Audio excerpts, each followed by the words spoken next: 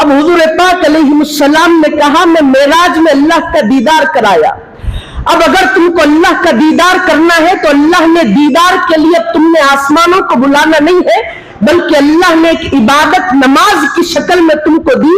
اور اللہ کہتا ہے کہ صلاۃ معراج المؤمنین، جو بندے اللہ کو دیکھنا چاہتے ہیں وہ بندے نماز پڑھ لے اور اللہ کا دیدار کر لے.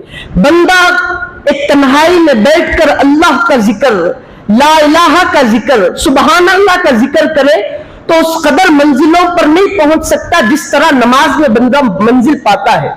کیوں؟ اسی لیے کہ جب بندہ اللہ اکبر کہہ کر سرنڈر ہو جاتا ہے اللہ کی بارگاہ میں، جب بندہ اپنے ہاتھ اٹھاتا ہے تو معلوم کراتا ہے مولا اب میں تمام جو بیک گراؤنڈ میں جو چیزیں چھوڑ آیا تھا، جو میرا پاسٹ تھا، مولا اب میں سرنڈر ہوتا ہوں تیری بارگاہ میں. مولا اب تمام چیزوں کو میں چھوڑ کر مولا اب تیری بارگاہ میں موجود ہوتا ہوں کہہ کر اللہ اکبر کی تکبیر بلند کر کے اپنے ہاتھوں کو باندھتا ہے، محبوب کی بارگاہ میں کھڑا ہو جاتا ہے. بندہ رکوع کرتا ہے، قوما کرتا ہے، سجدہ کرتا ہے، قعدہ کرتا ہے. یعنی جب بندہ نماز کی حالت میں آ جاتا ہے تو اللہ کہتا ہے کہ بندے اور خدا کے درمیان کوئی پردہ باقی نہیں رہتا. یہ نماز ایک ایسی عبادت ہے کہ بندے اور خدا کے درمیان کا جو پردہ ہے وہ پردہ اگر ہٹانا ہے تو حضور نے کہا کہ نماز پڑھو، کیونکہ نماز ایک ایسی عبادت ہے کہ اس کے ذریعے سے بندے کو اللہ ملتا ہے. اب حضور پاک علیہ السلام نے کہا من ترک الصلاۃ متعمدا فقد کفر، کہا کہ جو بندہ مسلسل نمازوں کو چھوڑتا ہے، مثلا اب ظہر پڑھ لیا پھر 3 دن کے بعد بندے نے ظہر پڑھی، اس کا سلسلہ، اس کا سسٹم اسی طرح چلتا ہے، کاروبار کی وجہ سے، اس کے بزنس کی وجہ سے، اس کی ڈیوٹی کی وجہ سے، اس کی جاب کی وجہ سے بندہ نمازوں کو ترک کرتا ہے. تو حضور نے کہا جو بندہ من ترک الصلاۃ متعمدا، اپنی کسی دنیاوی مجبوریوں کے تحت نماز کو چھوڑتا ہے تو بندہ کافر ہو کر دنیا سے جاتا ہے. بندے کے جسم سے روح تو بعد میں نکلتی ہے، بندہ پہلے کافر ہو جاتا ہے. ایک دوسری حدیث میں حضور پاک علیہ السلام نے کہا بابا آدم سے لے کے میری امت اور صبح قیامت تک کے تمام لوگوں کو میدان محشر میں کھڑا کیا جائے گا، اور جب کھڑا کیا جائے گا تو کئی سارے چہرے ایسے ہوں گے جو کالے پڑ چکے ہوں گے، ان کے چہروں پہ اس قدر سیاہی ہوگی کہ اس سیاہی کو دیکھ کر جو اچھے چہرے ہیں ان سے دور بھاگیں گے. اب سامعین محترم ذرا سمجھنے کی اور سوچنے کی بات ہے. حضور پاک علیہ السلام سے اس کی تلخیص پوچھی گئی کہ وجہ کیا ہے، کیوں چہرے کالے پڑیں گے؟ حضور نے کہا کہ ان بندوں کے چہرے کالے پڑیں گے جو دنیا میں نماز کو اہمیت نہیں دیتے تھے، اپنے کام کاج سے زیادہ نماز کو اہمیت نہیں دیتے تھے، اپنے کام کاج کو فوقیت دیتے تھے. ایسے بندوں کے جو نمازوں کو چھوڑیں گے ان کے چہرے کالے ہو جائیں گے، اور ان میں فرق کرنے کے لیے وہ چہرے ہوں گے جو نورانی چہرے اور برہان کی طرح چمکتے ہوں گے، اور جب وہ بندوں کو دیکھا جائے گا تو سمجھ لیا جائے گا ہاں وہ دنیا میں نماز پڑھتا تھا. تو سامعین محترم حضور پاک علیہ السلام نے تیسری حدیث پاک میں بیان فرمایا کہ الصلاۃ فرق بین المسلم والکافر، مسلمان اور کافر دونوں الگ الگ مذہب کے لوگ ہیں. مسلمان وہ ہے جو کلمہ پڑھ کر اسلام میں داخل ہو جائے، کافر وہ ہے جو کلمہ نہ پڑھے اور دوسرے معبودوں کو مانے، اس کا مذہب الگ ہے جو اللہ کو نہ مانے. اب دونوں کو ننگا کر دیا جائے تو جسم ایک ہو گیا. فرق ایسا نہیں کیا جاتا یہ کرتا پیجامہ پہنا، یہ پینٹ بشرٹ پہنا، ایسا نہیں کیا جاتا، کیونکہ جس طرح آپ جھبا اور قبہ پہنتے ہیں ویسے بعض کافر بھی پہنتے ہیں، اور جس طرح وہ جیسے کہ آپ نے ان کا لبادہ اوڑا پینٹ اور بشرٹ کی شکل میں آپ بھی پہنتے ہیں. نہیں پھر اس کے فرق کیسا کیا جائے؟ ٹوپی سے لے کر کریں گے یا امامہ سے لے کر کریں گے؟ نہیں، یہودی لوگ بھی ٹوپی پہنتے ہیں، وہ بھی ٹوپی پہنتے ہیں، اور بعض جو غیر مذہب کے جو سادی لوگ ہیں ان کے بھی بعض لوگوں کے پاس ٹوپی کا رواج ہے. پھر مسلمان میں اور کافر میں غیر مذہب میں فرق کیسے کیا جائے؟ تو وہ ایک ہی فرق ہے جو کیا جا سکتا ہے. اس کے لیے حضور نے کہا کہ الصلاۃ فرق بین المسلم والکافر، नमाज एक ऐसी इबादत है कि वो मुसलमान और काफिर के दरमियान आड़ पैदा करती है और फर्क बनाती है। अगर तुम इस फर्क को छोड़ना चाहते हो, फ्रीडम हासिल करना चाहते हो, इस फर्क से अपने आप को जुदा करना चाहते हो, तो हुजूर ने कहा कि नमाज को छोड़ दो। क्योंकि नमाज काफिर नहीं पढ़ता और तू भी ना पढ़े तो तू भी काफिर बन जाएगा। तो फर्क को छोड़ना है तो नमाज छोड़ दे। कि इन्न सलात तन्हा अनिल फहशाइ वल मुनकर, नमाज एक ऐसी खूबसूरत और दिलनशीन इबादत है कि नमाज बंदे को बुराइयों से रोकती है, बंदे को गंदे काम करने से और गुनाहों की दलदल में पड़ने से रोकती है। ये नमाज की खुसूसियत है। अब हुजूर पाक अलैहिस्सलाम की तमाम कही हुई बातों को सामने रखे और हुजूर ने कहा कि बंदे दुनियावी कामकाज को छोड़कर उसमें पढ़कर नमाज अदा नहीं करते, वो बंदे काफिर हो जाते हैं। अब सामईन मोहतरम, अब उन लोगों का क्या, जवान लोग हो, अधेड़ उम्र के हो या बाज बुजुर्ग हो जो कारोबार में और अपने कामकाज में पड़े हुए हैं, अब उन लोगों का क्या। अब मौलाना आपने तो ये बात कह दी, हुजूर के अक़वाल सुना दिए, बजा है, लेकिन बताएं तो सही, अब मैं ये कारोबार करता हूं, ये बिजनेस और ये जॉब करता हूं और अब मुझे इस नमाज का वक्त नहीं मिलता और उसके लिए मुझे नमाज छोड़ना पड़ता है। अब सामईन मोहतरम, उनके लिए बातें बयान करना मकसूद है कि जब कोई बंदा किसी काम में पड़ता है तो उसका वो इंपॉर्टेंस बन जाता है। यानी अगर बंदा किसी चीज को छोड़कर किसी चीज को अपना रहा है तो समझ जाना चाहिए कि बंदे को इसकी अहमियत नहीं है, बंदे को इसकी अहमियत है। क्योंकि एक नर्सरी से फर्स्ट क्लास तक का बच्चा पेंसिल से लिखकर सेकंड या फोर्थ क्लास में पेन पकड़ता है तो मालूम हुआ अब बच्चे के सामने पेंसिल की अहमियत नहीं रही, अब बच्चा पेन को कबूल कर लिया। समझ रहे आप? तो ये अहमियत का हामिल है। तो तुम दुनिया के कारोबार में, अपने बीवी बच्चों के मोहब्बत में इस कदर मुनहमिक और मुस्तगरक हो गए कि तुम कैफियत बनाने लगे कि मुझे नमाज का वक्त नहीं मिलता। तो समाजियात में और दुनिया की मशगूलियात में बंदे का पढ़ना खुद ब खुद ये ऐलान करता है कि मुझे नमाज से और अल्लाह से कोई अहमियत और कोई इंपॉर्टेंस मैं नहीं देता, मेरा इंपॉर्टेंस ये है।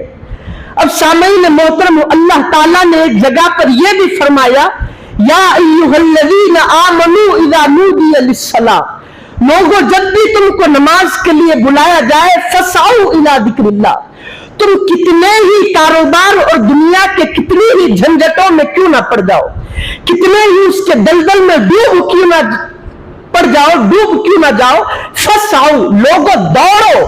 अल्लाह ने ये नहीं कहा कि फौसौ इला ज़िक्रिल्लाह, अल्लाह की बारगाह में चल कर आओ, अल्लाह ने ऐसे नहीं कहा। फसऔ, दौड़ने की भी अगर कैफियत बन जाए तो दौड़ो, जहां से हो सके वहां से उठकर भाग जाओ अल्लाह के जिक्र के लिए।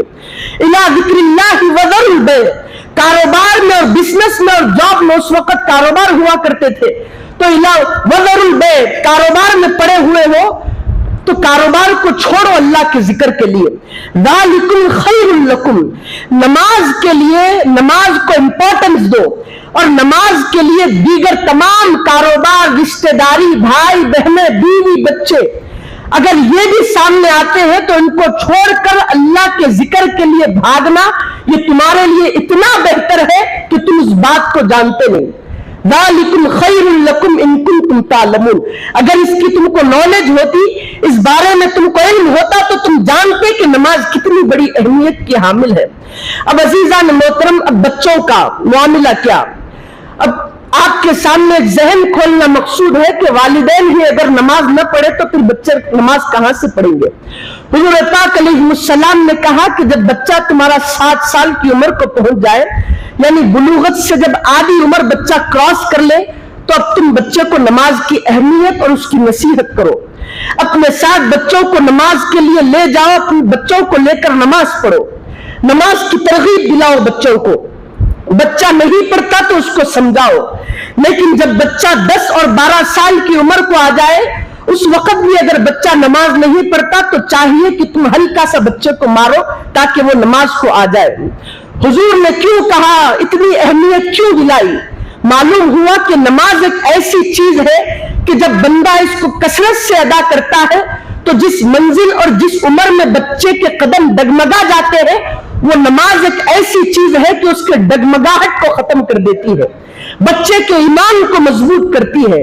اور سامعین محترم، سب سے پہلا سوال بروز حشر جب میدان محشر ہوگا تو حضور نے کہا کہ بندوں کو پوچھا جائے گا پہلا اعمال کہ تم نے نمازیں کتنی پڑھی، تم نے نمازیں پڑھی کہ بھی نہیں پڑھی۔ یہ بندے کی پہلی منزل اور پہلا ایگزام ہوتا ہے۔ حضور نے کہا کہ اگر اس منزل میں بندہ ناکام ہو جائے، نمازوں کے معاملے میں اگر بندے کے قدم ڈگمگا جائے اور وہ نمازی نہیں ہوتا تو اب یہ پہلی منزل میں اگر ناکام ہو گیا تو حضور نے کہا کہ بعد کی تمام منزلوں میں بندہ ناکام ہو جاتا ہے۔ حضرت عبداللہ شاہ محدث دکن، بہت بڑے محدث دکن کے، حیدرآباد کے، انہوں نے اپنی کتاب میں لکھا ہے کہ کل یہ پڑھا گیا تھا کہ بندے کے درمیان دو حجابات ہوتے ہیں، ایک حجاب جسمانی ہوتا ہے، دوسرا حجاب ظلمانی ہوتا ہے۔ یہ دو پردے ہوتے ہیں، یہ دو پردے جب بندے کے سامنے سے ہٹ جائے تو پھر بندہ اللہ کا دیدار کرتا ہے۔ اب وہ دو پردے کیا ہے؟ تو ایک بندے کا جسم ہے، بندے کا جسم ایک محدود ہے، وہ اللہ کے دیدار کرانے سے بندے کو روکتا ہے۔ ایک دوسرا پردہ ظلمانی پردہ ہے، گناہوں کا پردہ ہے۔ جب تک بندہ اپنی نفسانی خواہشات کو اور اپنی لذات کو مٹا نہیں دیتا، اس کو فنا نہیں کرتا، اپنی ہر خواہش کے اوپر اللہ کی خواہش کو ترجیح نہیں دیتا، اس وقت تک وہ پردہ بندے کے جسم میں سے، اس کے اندر سے ہٹتا نہیں۔ تو جب تک یہ دو پردے سے بندہ دور نہیں ہوتا، وہ اللہ کا دیدار نہیں کر سکتا۔ اگر بندے نے محنت کر کے عبادت کے ذریعے سے، ریاضت کے ذریعے سے، نمازوں کے ذریعے سے اگر یہ حجاب ظلمانی یعنی گناہوں کا پردہ اگر ختم کرا دیا، اب وہ گناہوں کا پردہ کیا صاحب؟ اپنی ہر خواہش کے اوپر اللہ کی خواہش کو رکھنا۔ مجھے یہ کھانے کا دل بولا، نہیں، میں یہ بھی کھا سکتا ہوں، اس میں اللہ کی رضا ہے۔ مجھے نماز پڑھنے کا دل نہیں لگا، نہیں، نماز پڑھنا کیونکہ دل میرا ہے لیکن ضروری اللہ کے لیے ہے، نماز اللہ کے لیے ہے۔ حضرت عبد القادر جیلانی، یہ بات کو روک کر غوث پاک سرکار کے ان کی کتاب کا ایک جملہ آپ کے سامنے پیش کرتا ہوں۔ ہر رات پوری مکمل ایک قرآن مجید غوث پاک سرکار پڑھا کرتے تھے نماز میں۔ اب اللہ کی عبادت کے لیے چھت پر جانے لگے، اب سیڑھیوں کو چڑھ رہے ہیں کہ ایک سیڑھی قدم کو اوپر بڑھایا کہ نہیں، ان کے نفس نے چاہا کہ آج کے دن تو موقوف کرتے ہیں عبادت، اب عبادت بھی کرنا کیا، یعنی عبادت سے بیزارگی کو نفس نے بیزارگی کو بتایا کہ اب ایک دن تو عبادت کو ٹھہرا کر رکھتے ہیں، کل کر لیں گے، کیا بڑی بات ہوگی۔ اب سامعین محترم، جس سیڑھی پر انہوں نے قدم رکھا اور جس سیڑھی پر نفس نے وہ خیال اور وہ چاہت کی، اسی ایک سیڑھی پر ٹھہر کر رات بھر قرآن مجید کو پڑھا، اس ایک سیڑھی پر کھڑے ہو کر پورے اللہ کے کلام کو پڑھا کہ تو نے ایسی چاہت کی کیوں، نفس سے بات کی کہ تو نے خیال اپنے دل میں لایا بھی کیوں۔ تو سامعین محترم، جب تک اس ذریعے سے نفس کی اطاعت نہیں کرو گے، جب تک اپنے آپ کو اللہ کی بارگاہ میں اللہ کے لیے سرنڈر نہیں کرو گے، تم کامیاب نہیں ہو سکتے، اور وہ حجاب ظلمانی جو گناہوں کا پردہ ہے وہ ہٹا نہیں سکتے۔ اب جب یہ ہٹ جائے گا تو ایک پردہ باقی رہے گا، حجاب جسمانی، جسم کا پردہ، یعنی جسم تمہارا محدود ہو گیا ایک نقشے میں، ایک سانچے میں، تمہاری روح لامحدود مقام کی ہے، اور وہ لامحدود جس کا کوئی مکان نہیں، جس کی کوئی حد اور جس کا کوئی کونا نہیں، اس مقام پہ رہنے والی تمہاری روح اللہ کی عبادت اور اس کی معرفت کے لیے تمہارے جسم میں آ کر پڑ گئی۔ تو اس حجاب جسمانی کو ہٹانے کے لیے بندے کو دنیا سے انتقال کرنا پڑتا ہے۔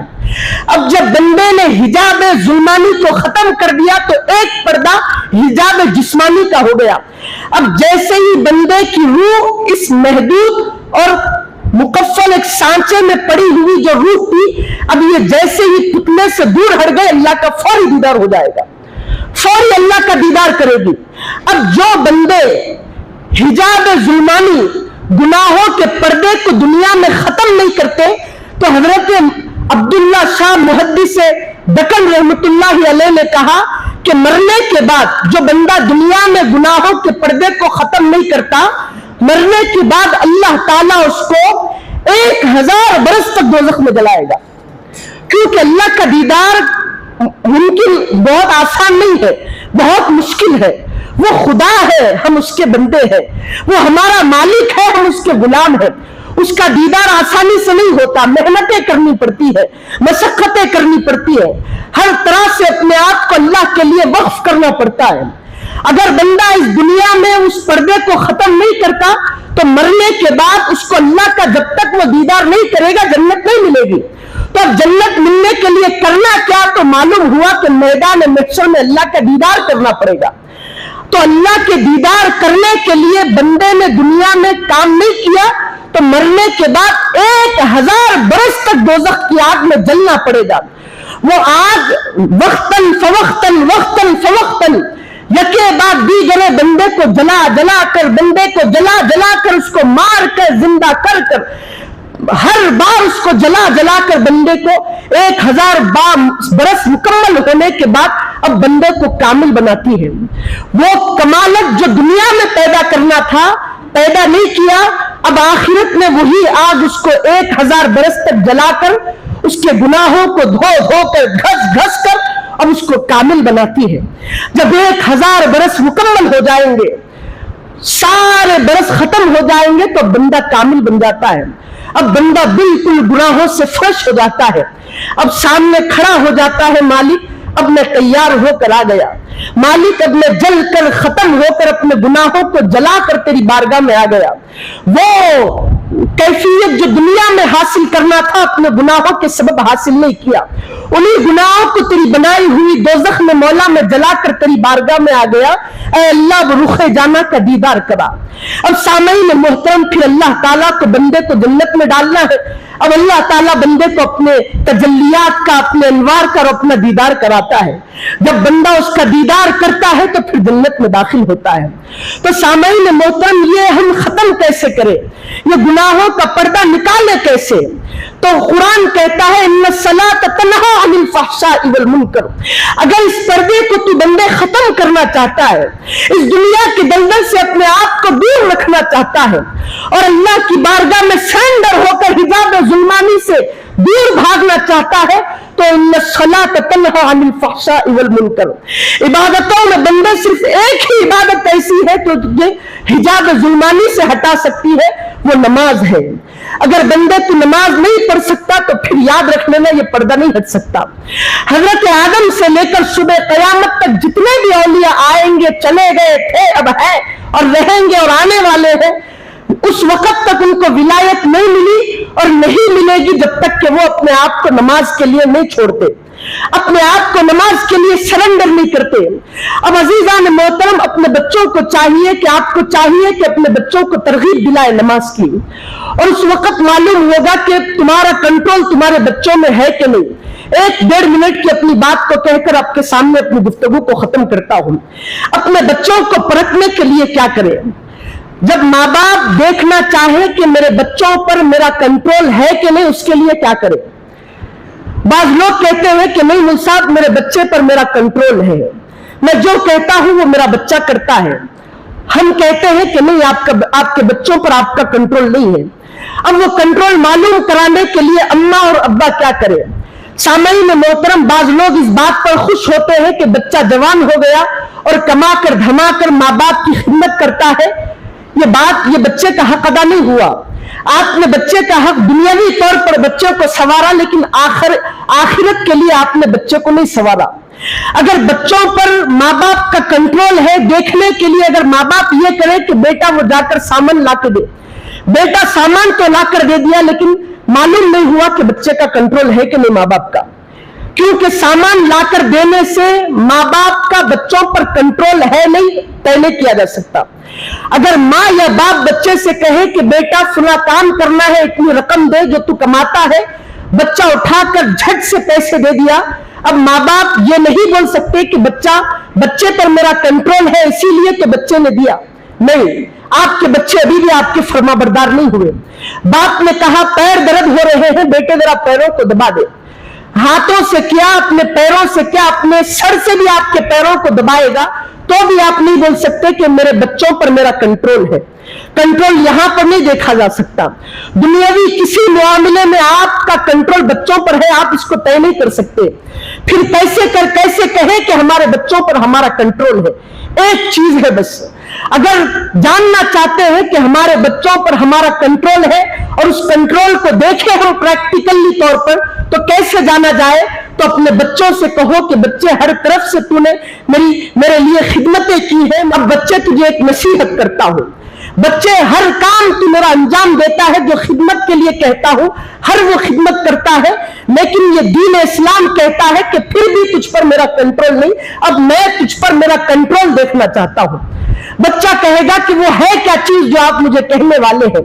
तो बच्चे से कहे जो नमाज पढ़ने वाले बाप है कि बच्चे तू नमाज को अदा करो, फजर की नमाज बिल्कुल न छोड़ो, जोहर की नमाज को पाबंदी से अदा करो, असर और मगरिब इशा इनको अपने औकात में बजा ला, कभी नमाज को नहीं छोड़ना। अब सामईन मोहतरम, अब मालूम होता है कि आपका बच्चा आपके कंट्रोल में है कि नहीं।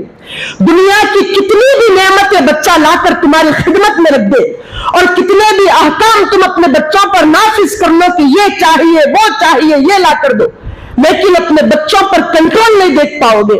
अगर कंट्रोल देखना है तो बच्चों से बस एक बात कहो कि बेटे नमाज को अपने औकात में अदा करो, उसके फौरी बाद देखो कि बच्चा नमाज को अपने औकात में बजा लाता है कि नहीं लाता। अगर बजा लाता है तो कह देना कि खुदा की कसम जो होता है हो जाए, लेकिन मेरा बच्चा मेरे पास कंट्रोल में है और मेरा बच्चा मेरा फर्माबरदार है। बच्चे की वालिदैन के लिए फर्माबरदारी देखना हो तो माँ बाप सिर्फ एक ही बात कहे कि बेटे नमाज अदा करो,